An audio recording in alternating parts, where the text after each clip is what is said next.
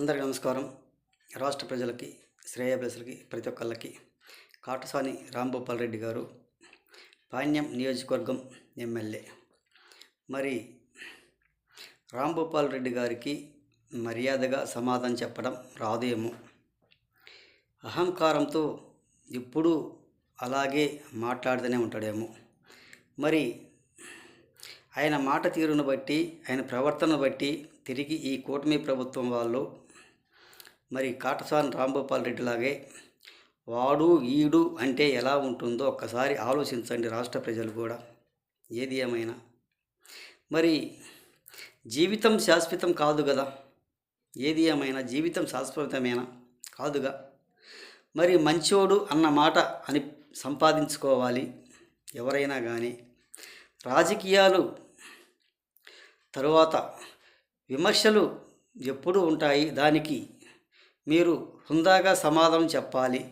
ప్రశ్నల్లో ఎక్కడైనా కానీ అడిగిన దానికి మైకులో పెట్టుకొని నువ్వు ఎక్కడైనా ఎదురుబడి అడిగితే వాళ్ళు మీడియం వాళ్ళు వస్తారు, మైకులు తీసుకుని వస్తారు, వాళ్ళు ఏదేదో అడుగుతారు. అడిగిన దానికి మర్యాదపూర్వకంగా నువ్వు ఒక తోటి ఎమ్మెల్యే కాబట్టి వాళ్ళకి సమాధానం చెప్పాలి. దానికి మీరు హుందాగా సమాధానం చెప్పాలి. అంత వయసున్న కానీ మీరు మారలేదు, మీకు జ్ఞానం లేదు అని రాష్ట్ర ప్రజలు కూడా అంటారు. అవునా కాదా? అంటారా అన్నారా? ఏది ఏమైనా పదవులు శాశ్వతం కాదు కదా, మంచితనం శాశ్వతం.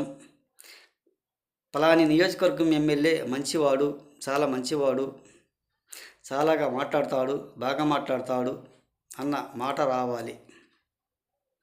ఏది ఏమైనా ఒక మూర్ఖత్వంగా ఇటువంటి పనికిమాలిన మాటలు మాట్లాడుకుంటుంటే ప్రతి ఒక్కళ్ళు కూడా పలాని ఎమ్మెల్యే చెడ్డ మనిషి అని అంటారు.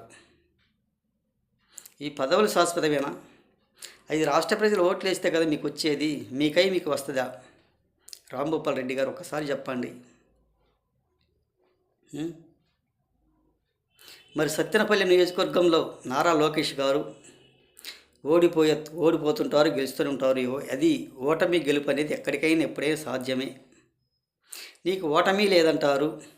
మరి 1985 నుండి గెలుస్తున్నావు కదా, ఒక్కసారి కూడా మంత్రి పదవి ఇవ్వలేదంటే ఎందుకు ఇవ్వలేదు ఆయనకి? ఒకసారి రాష్ట్ర ప్రజలు చెప్పండి. ఆయనకి ఎందుకు ఇవ్వలేదు, ఏం పనికి ఇవ్వలేదు అంటే ఆయన ప్రవర్తన మంచిది కాకనే కదా. ఆయన ప్రవర్తన మంచిది అంటే మంత్రి పదవి ఎందుకు ఇవ్వలేదు వాళ్ళ ముఖ్యమంత్రి గారు? ఇప్పుడు వరుసగా 2-3 చోట్లకైనా గెలిస్తే ఎమ్మెల్యేలు వాళ్ళకి మంత్రి పదవి కంపల్సరీ ఇస్తున్నారు.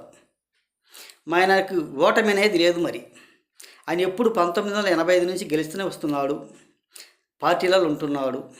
మరి ఎందుకు ఇవ్వలేదు? ఆయన ప్రవర్తన మంచిది కాకనే కదా.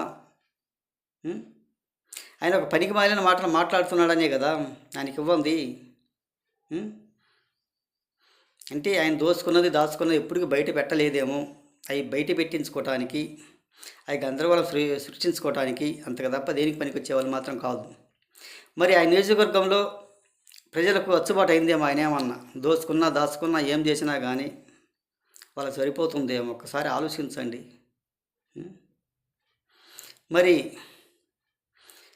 హైదరాబాదులో ఆయన స్థలంలో హైడ్రాతో ఆయన సొంత స్థలంలోనే బిల్డింగ్ కూల్చివేశారంట. అది ఎంతవరకు సాధ్యం ఏమో తెలియని పరిస్థితి. అలా చేస్తే ఎలా సంపాదించుకుంది, ఏ విధంగా సంపాదించుకున్నారో ఒకసారి ఆలోచించి రాష్ట్ర ప్రజలు చెప్పండి. అలా జనాల్ని కడుపులు కొట్టి భూ కబ్జాలు చేసి బెదిరించి భయపెట్టు సంపాదించుకున్న స్థలాలలో జనాల డబ్బులతోటి ప్రతి ఒక్కటి విపరీతంగా దాచుకొని బిల్డింగ్లు కట్టించుకొని అలా దాచుకున్నారు కాబట్టే ఆ విధంగా ఉంటున్నాడు. ఇంతవరకు ఇప్పటికీ బయటికి రాలేదు ఆయన. ఈరోజు బయటకు వచ్చాడు. ఆయన అన్నీ బయట పెట్టించుకోవడానికి రాంభూపాల్ రెడ్డి గారు. ఆ రాంభూపాల్ రెడ్డి గారు ఇంత మూర్ఖత్వంగా సైకోగా మాట్లాడుతున్నారు. ఇంతవరకు ఒకసారి ఆలోచించండి. మరి సత్తెనపల్లి నియోజకవర్గం పాతదే, మరి ఈయన కొత్త నియోజకవర్గం. మరి పాత నియోజకవర్గం నుంచి అంటే అంబటి రాంబాబు గారు పోటీ చేస్తున్నారు. గత చరిత్రలో కూడా ఎవరెవరు పోటీ చేశారో ఏమో తెలియని పరిస్థితి. అంబటి రాంబాబు గారు ఏం చేయలేదు కాబట్టి ఒక రికార్డింగ్ డ్యాన్సులకి మరి పోలవరం ప్రాజెక్టు పూర్తి చేసుకోవడానికి చేతగాక ఒక రాసలీల వల్ల ఒక సంజన సుకన్యతోటి రికార్డింగ్ డ్యాన్సులు వేసుకుంటూ ఆయనకి పదవి ఏంటో తెలియక పోయింది, ఆయనకేం తెలియదు.